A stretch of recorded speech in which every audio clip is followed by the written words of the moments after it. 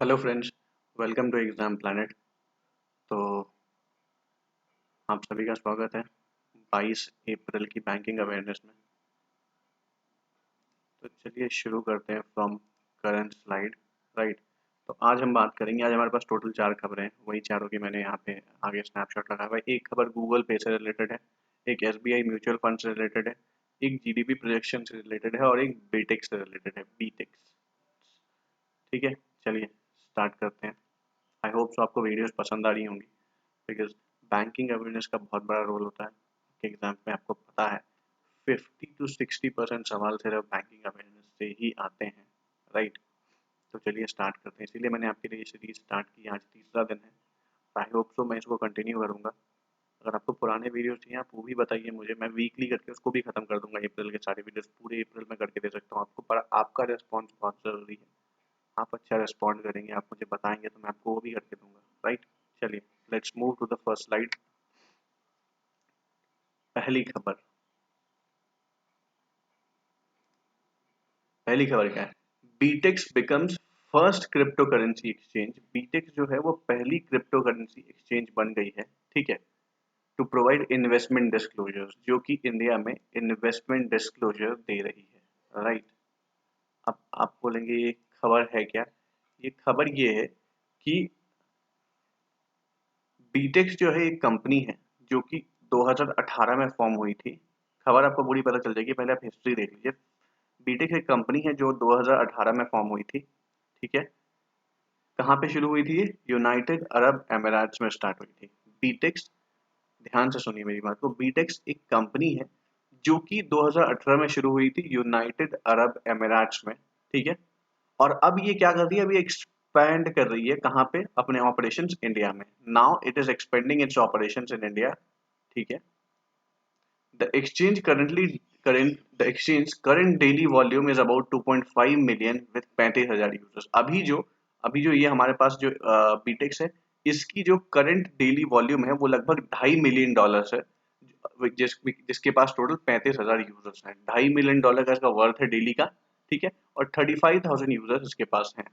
चलिए आपको और इन्फॉर्मेशन दे दूं। इसके फाउंडर जो है वो है सीईओ, और फाउंडर और सीईओ जो है वो है मोनार्क मोदी। मोनार्क मोदी जो है इसके फाउंडर एंड सीईओ हैं। अब खबर पे चलते हैं, खबर क्या है? तो खबर ये है कि क्रिप्टो करेंसी एक्सचेंज बीटेक्स, हमारे यहाँ आपको पता होगा क्रिप्टो करेंसी पे सरकार ने बैन लगा रखा था पहले कि कोई भी डील नहीं कर सकता, या उसको लीगलाइज नहीं किया था इंडिया में। तो फाइनली एक कंपनी आ रही है इंडिया में जो क्रिप्टो करेंसी में आपको डील करवाएगी। बेसिकली डील नहीं कराएगी, ये उसमें आपको एक तरीके से जो बिल्कुल क्लोज्ड हैंड था ना, वो थोड़ा सा ओपन हो जाएगा। Crypto currency exchange Bitex has announced that it has started providing investment declaration report। Bitex ने बोला है कि हमने इंडिया में इन्वेस्टमेंट डिक्लेरेशन रिपोर्ट्स देनी शुरू कर दी है for all it's retail and institutional investors. किसके लिए? जो इसके रिटेल और इंस्टीट्यूशनल इन्वेस्टर्स हैं उनको उनको इन्होंने देना शुरू कर दिया है। राइट, तो क्रिप्टो करेंसी एक्सचेंज बीटेक्स ने अनाउंस किया है कि वो उसने स्टार्ट कर दिया है क्या प्रोवाइड करना? Investment declaration report. किसको देना शुरू कर दिया? उनके रिटेल और इंस्टीट्यूशनल इन्वेस्टर्स को। और ये इसके साथ ही ये पहली कंपनी बन गई है, becoming the first exchange in India to comply with the recent amendments. जो कि पहली कंपनी बन गई है इंडिया में जिसने कॉम्प्लाई कर लिया है, जिसने फॉलो कर लिया है जो रीसेंट अमेंडमेंट्स हमारी सरकार ने की है, made to the companies act 2013 by the ministry of corporate affairs. Ministry of corporate affairs ने कुछ अमेंडमेंट लाया था और ये पहली कंपनी बन गई जिसने उस अमेंडमेंट को इम्प्लीमेंट कर लिया है अपने यहाँ पे। कौन सी कंपनी है? Bitex. Right, the government in March had made it mandatory for Indian companies unlisted and private to disclose their dealings in cryptocurrency और virtual currency। तो जो अमेंडमेंट हुआ था उसमें सरकार ने ये मस्ट कर दिया था मार्च में कि ऐसी सारी कंपनीज जो इंडिया में हैं, जो इंडियन कंपनीज हैं, वो अगर क्रिप्टो करेंसी में डील कर रही हैं तो उनको अपना पूरा डिस्क्लोज करना पड़ेगा। To disclose their dealings in crypto currency और वर्चुअल करेंसी। अगर वो वर्चुअल करेंसी या क्रिप्टो करेंसी में डील करती हैं तो उनको अपना पूरा डेटा डिस्क्लोज करना पड़ेगा। ये गवर्नमेंट का रूल था जो अमेंडमेंट आया था। सॉरी। ठीक है, तो ये पूरी खबर थी जो मैंने बताया था आपको। और इसके साथ ही बीटेक्स जो है वो पहली कंपनी बन गई थी जिसने बोला था ठीक है सरकार चाहती है हम डिस्क्लोज करें, हम डिस्क्लोज करेंगे। तो उन्होंने वही बोला था, started providing investment declaration report, उन्होंने डिक्लेयर करना शुरू कर दिया था। बाकी मैंने आपको बता दिया है 2018 में फॉर्म हुई थी, यूनाइटेड अरब अमीरात में पहली बार ये कंपनी बनाई गई थी। ठीक है, 2.5 मिलियन इसका डेली वर्थ है, डेली का मतलब वो ट्रांजेक्शन एक्सचेंज जो होता है इसका 2.5 मिलियन का होता है, 35,000 यूजर्स हैं इसमें अभी तक। इसको फाउंड किया था सीईओ मोनार्क मोदी ने, फाउंडर हैं इसके मोनार्क मोदी। अब ये खबर, as of now the income tax act does not define how crypto currencies are taxed. ये बड़ी इंपॉर्टेंट चीज है।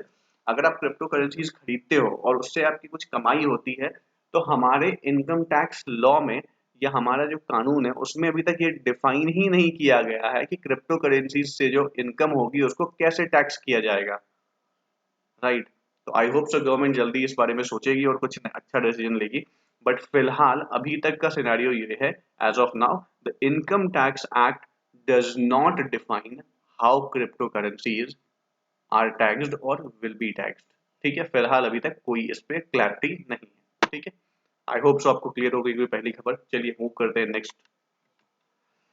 Google Pay creators partners with Federal Bank to launch neo bank FI for millennials. ठीक है, अब आप सोचेंगे खबर क्या है। खबर ये है कि गूगल पे क्रिएटर्स, गूगल पे जो आप देखते हो ना वो दो इंडियंस ने मिलकर बनाई थी, मतलब वो एम्प्लॉय थे गूगल के, तब उन्होंने ये गूगल पे बनाई थी। तो वो जो दोनों जो क्रिएटर्स थे, गूगल पे के क्रिएटर्स थे, उन्होंने ही पार्टनरशिप करके किसके साथ, फेडरल बैंक के साथ क्या लॉन्च किया है, नियो बैंक फाई। किसके लिए, फॉर मिलेनियल्स, ये सैलरीड पर्सन के लिए है, याद रखिएगा, neo bank for salaried person, neo bank Fi उन्होंने लॉन्च किया फॉर सैलरीड मिलेनियल्स। अब देखिए आगे पढ़ेंगे तो आपको क्लियर हो जाएगा। The Bengaluru based neo bank, याद रखिए इंपॉर्टेंट, एग्जाम बेस्ड पूछ सकते हैं आपसे जो कि नियो बैंक जो है वो कहाँ पे बेस्ड है, तो ये एक बेंगलुरु बेस्ड है। तो बेंगलुरु बेस्ड, मैंने ऑलरेडी ऐसे सारे पॉइंट्स जो आपको याद रखने वाले हैं जो एग्जाम में पूछ सकते हैं सबको मैंने हाईलाइट किया हुआ है।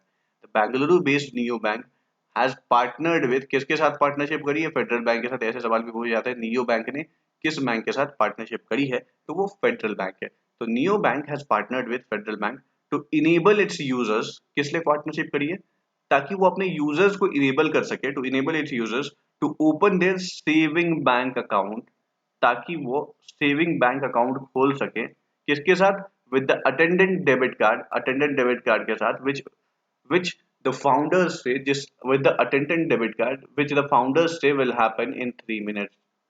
अटेंडेंट डेबिट कार्ड के साथ वो अपना अकाउंट खोल सकते हैं, जो कि फाउंडर दावा कर रहे हैं कि ये अकाउंट 3 मिनट में खुल जाएगा। राइट, तो ये इसके लिए इंपॉर्टेंट है, ये मैंने इसको मार्क किया है कि इसमें हाईलाइट ये करना है कि भाई हमारा अकाउंट तो सिर्फ 3 मिनट में खुल जाता है। ठीक है, तो Bengaluru based neo bank has partnered with Federal Bank to enable its users to open their saving bank account with the attendant debit card, which the founders say will happen in 3 minutes। Okay, move on to the next point। Two former Google employee, मैंने वही बोला था, ये farmer Google employ थे जिनका नाम था Sujit Narayan and Sumit गलवानी।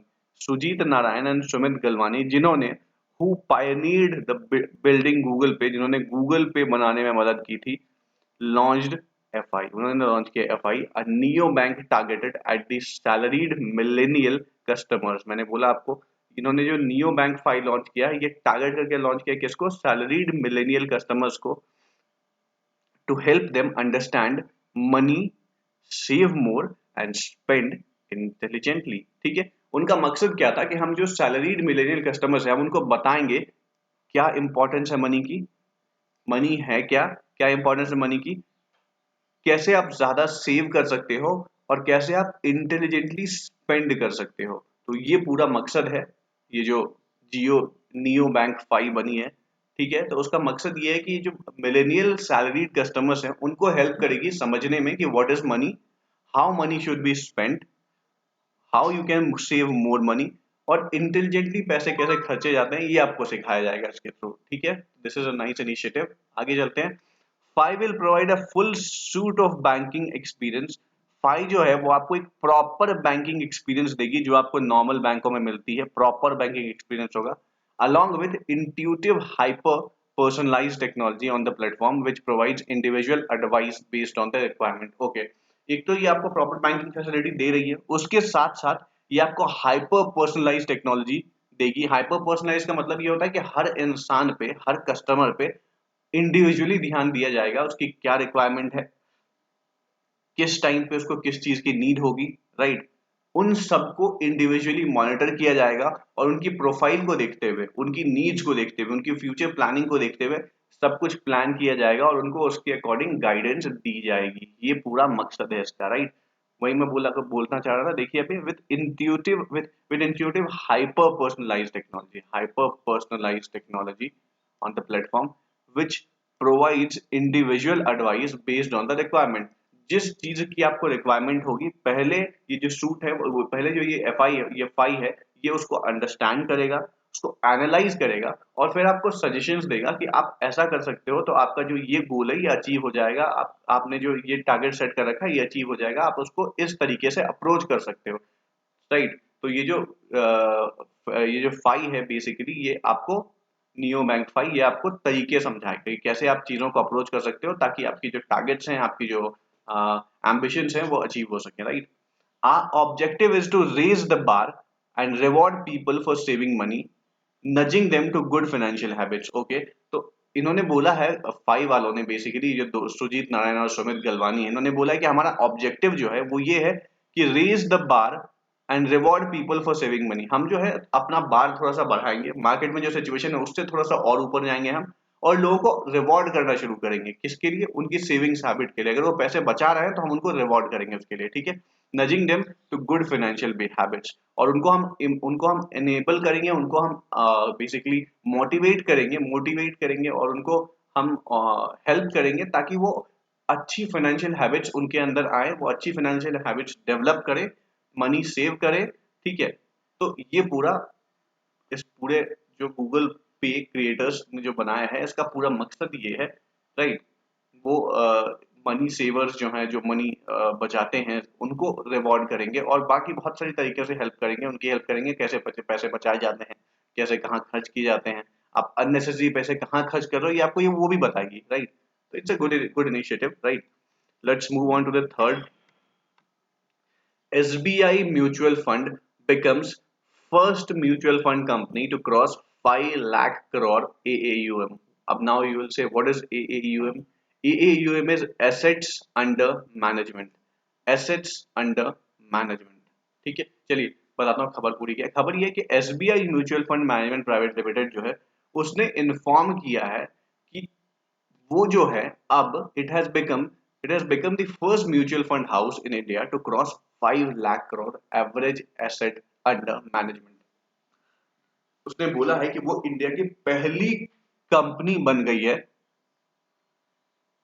जिसने क्रॉस कर दिया है 5 lakh crore average asset under management. उनका जो average average asset under management है वो 5 लाख करोड़ रुपए से क्रॉस कर गया, ठीक है। तो ये इंडिया की पहली म्यूचुअल फंड बन गई है, ऐसा एसबीआई ने अनाउंस किया है। अब SBI mutual fund has seen a growth of 35%।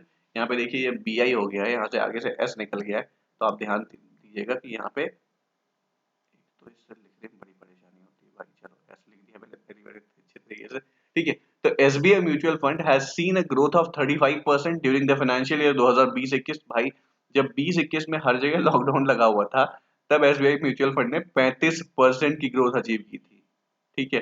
तो SBI mutual fund has seen a growth of 35% during the financial year 2020-21 with its average AUM increasing from 3.73 lakh crore to 5.04 lakh crore।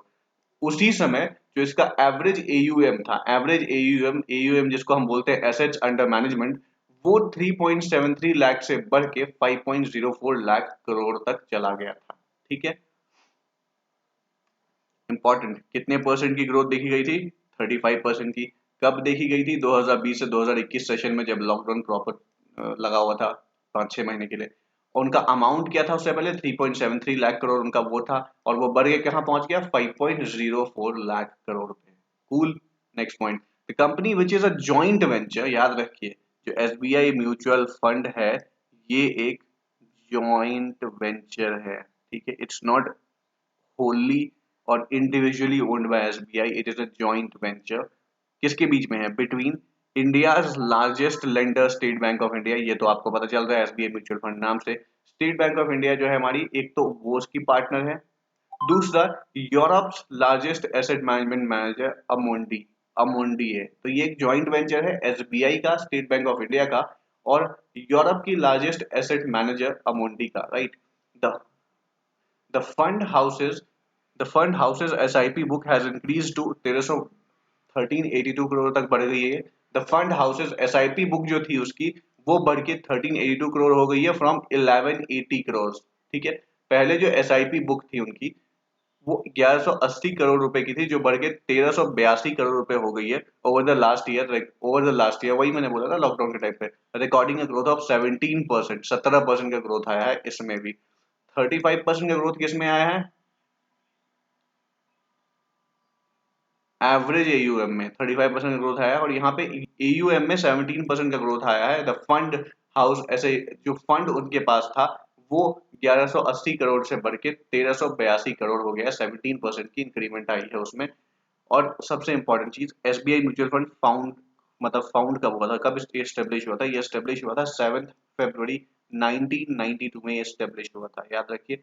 इस पूरे खबर को छोड़ के आपसे ये भी पूछा जा सकता है कि बताइए, आपसे आजकल सवाल कैसे आ रहा है, वो पूछ लेगा SBI mutual fund becomes first mutual fund company to cross rupees 5 lakh crore at AAUM. ठीक है, now tell me when SBI mutual fund was established। तो ऐसे पूछ लेते हैं, वो पूरी न्यूज आपको बता देते हैं और पूछ लेते हैं बताइए एसबीआई म्यूचुअल फंड कब फॉर्म हुई थी, तो आपको याद रखना पड़ेगा 7 फरवरी 1992। Cool, let's move on to the last slide. ये लास्ट स्लाइड है आज की। As virus surges, ICRA cuts India's financial year 2022 GDP estimate by 0.5% to 10.5%। इकरा आपको पता है रेटिंग एजेंसी है, राइट। तो इकरा ने जैसे ही इंडिया में सेकेंड वेव आया, और कुछ कुछ आपको पता है कुछ कुछ स्टेट्स में, जैसे महाराष्ट्र हो गए और अलग अलग कुछ कुछ स्टेट्स हैं, जैसे छत्तीसगढ़ हो गया जहाँ पे सिचुएशन बहुत खराब है, दिल्ली में बहुत खराब है, राइट। और भी बहुत स्टेट्स हैं, मध्य प्रदेश के इंदौर में चीज सिचुएशन थोड़ी सी बुरी हो गई है, यूपी में भी क्या बोलते हैं, I mean weekends lockdown start हो गई हैं। अब तो यूपी में मैंने सुना है कि नेक्स्ट ऑलमोस्ट सारे स्टेट्स में, यूपी हो गई, झारखंड हो गया, बिहार हो गया, और कितने स्टेट्स हैं भाई, और महाराष्ट्र हो गया, छत्तीसगढ़ हो गया, सब में 20-22 तारीख से लेकर 30-31 या 1-2 तारीख तक लॉकडाउन ऑलमोस्ट हर स्टेट में हो रहा है, एक हफ्ते का लॉकडाउन है, right. They are trying to control things as much as they can, but still situation थोड़ी सी खराब हो चुकी है, आपको और मुझे, हर किसी को पता है, राइट। तो जैसे ही उन्होंने बोला, जैसे ही वायरस सर्ज हुआ सेकेंड वेव का, इकरा ने जो इंडिया की जीडीपी उन्होंने फॉरकास्ट, इंडिया की जीडीपी जो उन्होंने फॉरकास्ट की थी, कब के लिए? फाइनेंशियल ईयर 2022 के लिए, उसमें 0.5% की उन्होंने कटौती कर दी है, गिरावट ले आए हैं। वो पहले उनका था 11%, अब उन्होंने गिराई कर दिया, 10.5% की ग्रोथ होगी। चलो, the ICRA now expect the Indian economy to expand to 10 to 10.5% in the financial year as compared to earlier estimate of 10 to 11% growth। Okay, उन्होंने वही बोला कि पहले जो उन्होंने 10 से 11% ग्रोथ रेट की प्रिडिक्शन की थी, उसको उन्होंने कम करके 10 से 10.5% कर दिया गया है। किस लिए? क्योंकि सेकेंड वेव जो कोरोना आई है उसकी वजह से बहुत सारे स्टेट्स में, बहुत सारी जगहों पे प्रॉपर काम नहीं हो पा रहा, इकोनॉमी प्रॉपरली फंक्शन नहीं कर पा रही, जिसकी वजह से ये दिक्कत आएगी, राइट। अगला, ICRA cut its 2021-22 growth estimate by 0.5% on the upper end as more recent lockdowns and restrictions get imposed in all major states on account of the COVID-19 pandemic। मैंने वही बोला कि इन्होंने इसीलिए इसको कम किया है, बिकॉज बहुत सारे मेजर सिटीज में, जैसे मुंबई हमारा इकोनॉमिक कैपिटल है, दिल्ली हो गया जहाँ पे बहुत सारी कंपनीज हैं, हैदराबाद हो गया, और इकोनॉमी में हर स्टेट का रोल होता है, राइट। आपको पता होगा किसी स्टेट का बड़ा रोल होता है, किसी स्टेट का छोटा रोल होता है, बट रोल हर स्टेट का होता है। अगर एक स्टेट भी इफेक्ट होगी तो इकोनॉमी इफेक्ट होगी, ये तय है, राइट। तो कोई ये बोले कि बड़ी स्टेट्स में लॉकडाउन हो गया है इसलिए इफेक्ट हो रहा है, ऐसा नहीं होता है। हर स्टेट की अपनी अपनी इंपॉर्टेंस होती है और हर स्टेट इकोनॉमी में अपने अकॉर्डिंग कंट्रीब्यूट करता है, राइट। तो अगर कोई भी स्टेट लॉकडाउन पे जाता है तो उसका इम्पैक्ट आपकी इकोनॉमी पे पड़ेगा, डेफिनेटली पड़ेगा। तो वही वो बोल रहे हैं कि जैसे जैसे कुछ कुछ स्टेट्स हैं, कुछ कुछ सिटीज हैं जो लॉकडाउन के लिए जा रही हैं, भले ही एक हफ्ते का लॉकडाउन हो, 2 हफ्ते का लॉकडाउन हो, but it will impact our economy somehow, right. ये हम सबको पता है। तो इन्हीं कारणों की वजह से 0.5% से उन्होंने जो है जीडीपी प्रेडिक्शन वो कम कर दिया है किसने, इकरा ने। Maharashtra home to financial capital, मैंने आपको वही बताया, Maharashtra home to financial capital, Mumbai and cities like Delhi are under localised lockdown to stop the spread of कोविड-19 वायरस। उन्होंने वही बोला है कि मुंबई, दिल्ली जैसे शहरें जो हैं वो लोकलाइज्ड तौर पे लॉकडाउन में चली गई हैं। सेल्फ लॉकडाउन भी आप बोल सकते हो। कुछ दुकान वाले तो डर की वजह से दुकान नहीं खोल रहे हैं, राइट। वेदर इट्स दुकान और मॉल्स, और मॉल्स को तो वैसे भी बंद करा दिया गया है। तो जो बिजनेस होना था ना बेसिकली, वो बिजनेस हो नहीं पा रहा है। जब वो होगा नहीं तो इकोनॉमी कैसे बढ़ेगी आगे। इकोनॉमी बेसिकली आपको इकोनॉमी को चलाना पड़ता है रेगुलरली ताकि आपकी ग्रोथ दिखे, राइट। ग्रोथ दिखे मतलब ग्रोथ हो इकोनॉमी में। बट जब कोई डीलिंग्स ही नहीं होंगी तो ग्रोथ कहाँ से होगा, right. The ICRA said for the first quarter of financial year 2022, अप्रैल से जून जो फर्स्ट क्वार्टर हमारा होता है, इकरा ने बोला है कि we had earlier expected GDP expansion of 27.5%। उन्हें बोला था कि क्योंकि लॉकडाउन हटा था अभी थोड़े दिनों पहले, हर चीज ट्रैक पे आ रही थी, धीरे धीरे सारी चीजें खुलनी शुरू हो गई थी। आई मीन आप जाओगे तो रेस्टोरेंट में डाइनिंग शुरू हो गई थी, ठीक है। और होम डिलीवरी तो आज भी हो रही है।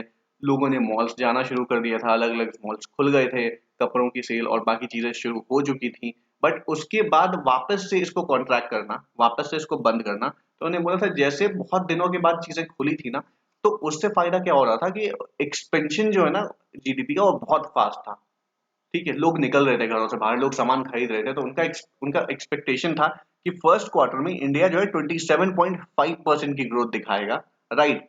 But it's all how situation is going on right now. Corona ने हिट बैक किया वापस इंडिया को सेकेंड वेव के थ्रू। एंड पूरा जो अप्रैल से जून क्वार्टर था, उस एक क्वार्टर में भी हम प्रॉपरली फंक्शन नहीं कर पाए। We are compelled to go for the lockdown, ठीक है। Different states are going for lockdown, ठीक है। तो उससे उससे फायदा और नुकसान ये हुआ है कि अब ये जो 27.5% है ये गिर जाएगा, ठीक है। बहुत ज्यादा नहीं गिरेगा, बट यहाँ ये 20% तक के आसपास आ जाएगा, देख लीजिए, वही है अगले पॉइंट में। With the unprecedented surge in the circumstances and evolving restrictions, the tempo of GDP development with the ongoing quarter could also be tempered to 20 to 25%। मैंने वही बोला आपको कि जो पहले था सिचुएशन, अभी जो सिचुएशन बढ़ गई है, कोरोना के केसेस बढ़ गए हैं, पॉइंट्स, थोड़ी सी लोगों की डेथ्स हो रही है, बहुत सारे लोग इन्फेक्ट हो रहे हैं, तो उसकी वजह से जो लॉकडाउन वापस से शुरू होगा या फिर रेस्ट्रिक्शंस आ जाएंगी मार्केट में, तो उससे क्या होगा कि जो सर्ज था 27.5% का, वो घट के 20 से 25% के बीच में रह जाएगा, राइट। तो ये पूरी खबर थी भाई साहब। बस आप इंपॉर्टेंट चीज ये याद रख लेना कि इकरा ने 0.5 से जीडीपी फॉरकास्ट इंडिया की गिरा दी है, अब वो 10.5% के आसपास है, 10.5% है, ठीक है। चलिए, थैंक यू सो मच। तो ये आज की थी बैंकिंग अवेयरनेस। आई होप आपको पसंद आई होगी। Thank you so much. Please channel को सब्सक्राइब कीजिए, लाइक कीजिए वीडियोस। कोई कंफ्यूजन है तो प्लीज पूछिए, राइट। आपको पता है मैं जितनी भी हर रोज जितनी दिखती हैं, जो बहुत इंपॉर्टेंट नहीं, जो इंपॉर्टेंट होती है, जो मुझे लगता है जिससे सवाल बन सकते हैं, मैं वो सारे बैंकिंग अवेयरनेस रोज कवर करता हूँ, ठीक है। आपको बहुत हेल्प होगी, प्लीज इन वीडियोस को देखिए। मैं किसी भी टॉपिक को हल्के में नहीं लेता, मैं पूरे डिटेल से समझाता हूँ आपको, ताकि वो दिमाग में आपके बैठे। एग्जाम में जब आप जाओगे ना, तो अगर आपने एक दो बार वीडियोस देख ली, वो वहां पे हिट कर जाएगी। जब आपके सामने सवाल आएगा ना इस क्वेश्चन से रिलेटेड, तो वो ऑटोमेटिकली हिट करेगी आपके ब्रेन को, और आप रिकॉल कर पाओगे इजीली और आंसर मार्क कर पाओगे, राइट। तो आई होप सो आपको चीजें समझ में आ रही होंगी। नहीं समझ में आ रही है तब भी बताइए, और समझ में आ रही है और डिटेल में जानना है तो भी बताइए, कमेंट कीजिए, लाइक कीजिए, सब्सक्राइब जरूर कीजिए, right. Thank you so much. कल मिलते हैं आपसे सुबह 9 बजे वापस, 23 अप्रैल की बैंकिंग अवेयरनेस के साथ। So stay home, stay safe. Thank you so much.